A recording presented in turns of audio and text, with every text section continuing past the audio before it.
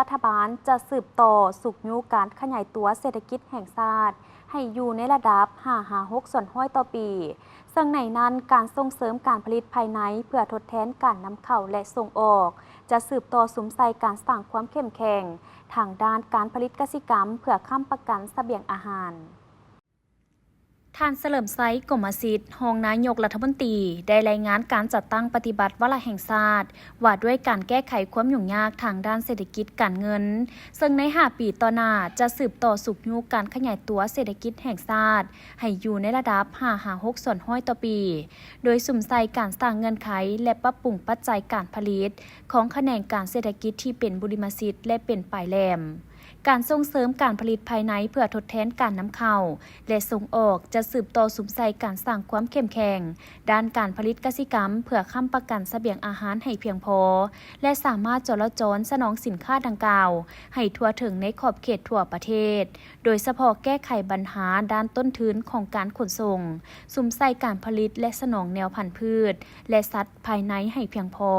ลดพรการนำเข้าแนวพันธุ์พืชและสัตว์ให้ได้หลายที่สุดนอกจากนั้น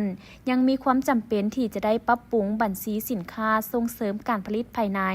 เพื่อทดแทนการนำเข้าอย่างจัดแจ้งพร้อมทั้งส่งเสริมอย่างมีจุดสุ่มกำหนดเขตการผลิตและเขตที่จำเป็นต้องได้นำเข้าสินค้าอย่างจัดแจ้งมีนโยบายคุ้มครองอย่างมีประสิทธิผลและจัดสรรงบประมาณเฉพาะเพื่อส่งเสริมการผลิตสินค้าที่เป็นท่าแห้งอีกด้านหนึ่งเพื่อสุมใส่ขยายการผลิตกสิกรรมที่ได้รับโควตาเข้าถึงตลาดอยู่ภายในประเทศเพื่อนบ้านใกล้เคียงให้เป็นรูปธรรม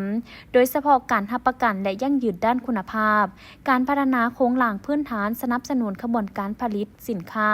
กสิกรรมที่เป็นท่าแห้งและหันไปสู่การปรุงแต่งภายในให้ได้หลายขึ้นเป็นต้นการปรุงแต่งยางพาราปุ๋ยและอื่นๆการคุ้มครองด้านการเงินงบประมาณควรสุมใส่การขยายฐานรายรับภายในให้ได้ในระดับ20 ส่วนห้อยของ GDP เป็นต้นฐานอากรมูลค่าเพิ่มอากรสมไส้อากรที่ดินอากรสิ่งแวดล้อมและอื่นๆลดพรการยกเว้นการเก็บรายรับด้านภาษีอากรโดยเฉพาะติดพันกับโครงการลงทุนสัมปทานต่างประเทศและสืบต่อเล็งการหันเป็นทันสมัยของเวียกงานการเงินนอกจากนั้นยังมีความจำเป็นที่จะได้ปรับปรุงบัญชีสินค้าส่งเสริมการผลิตภายในเพื่อทดแทนการนำเข้าอย่างจัดแจ้งพร้อมทั้งส่งเสริมอย่างมีจุดสุ่มกำหนดเขตการผลิตและเขตที่จำเป็นต้องได้นำเข้าสินค้าอย่างจัดแจ้งมีนโยบายคุ้มครองอย่างมีประสิทธิผลและจัดสรรงบประมาณเฉพาะเพื่อส่งเสริมการผลิตสินค้าที่เป็นท่าแห้งอีกด้านหนึ่งสุมใส่ขยายการผลิตกสิกรรมที่ได้รับโควตาเข้าถึงตลาดอยู่ประเทศเพื่อนบ้านใกล้เคียงให้เป็นรูปธรรมโดยเฉพาะการรับประกันและยั่งยืนด้านคุณภาพการพัฒนาโครงหลังพื้นฐานสนับสนุนขบวนการผลิตของสินค้ากสิกรรมที่เป็นท่าแห้งและหันไปสู่การปรุงแต่งภายในให้ได้หลายขึ้นเป็นต้นการปรุงแต่งยางพาราปุ๋ยและอื่นๆการคุ้มครองด้านการเงินงบประมาณควรสุมใส่การขยายฐานรายรับภายในให้ได้ในระดับ20 ส่วนห้อยของ GDP เป็นต้นฐานอากรมูลค่าเพิ่มอากรสมไส้อากรที่ดินอากรสิ่งแวดล้อมและอื่นๆลดพรการยกเว้นการเก็บรายรับด้านภาษีอากรโดยเฉพาะติดพันกับโครงการลงทุนสัมปทานต่างประเทศและสืบต่อเล็งการหันเป็นทันสมัยของเวียกงานการเงินจะสร้างเงื่อนไขในการปรับปรุงโครงสร้างด้านรายจ่ายซึ่งสามารถมีแหล่งทุนสำระหนี้สินและจัดสรรเข้าสู่การพัฒนาเศรษฐกิจสังคมได้หลายขึ้นไปเคียงคู่กับการสุมใส่ปรับปรุงประสิทธิผลด้านรายจ่ายงบประมาณ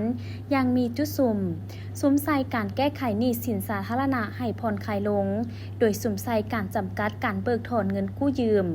คนคว้ายนำไส้แรงทุนที่โบแมนการกู้ยืมเล่งเก็บคืนเงินกู้ยืมต่อจากบรรดารัฐวิสาหกิจและจำกัดการออกค้ำประกันใหม่ให้โครงการหรือรัฐวิสาหกิจและปรับโครงสร้างหนี้โดยการต่ออายุหรือกู้ยืมในเงื่อนไขที่ต้นทุนต่ำกว่าเพื่อชำระหนี้สินและอื่นๆเคียงคู่กันนั้นจะสืบต่อสร้างความเข้มแข็งด้านเงินตรา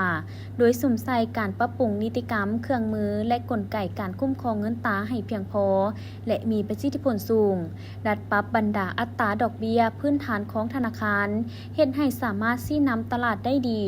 ดัดปรับอัตราเงินแฮภาคบังคับให้สอดคล้องในแต่ละระยะ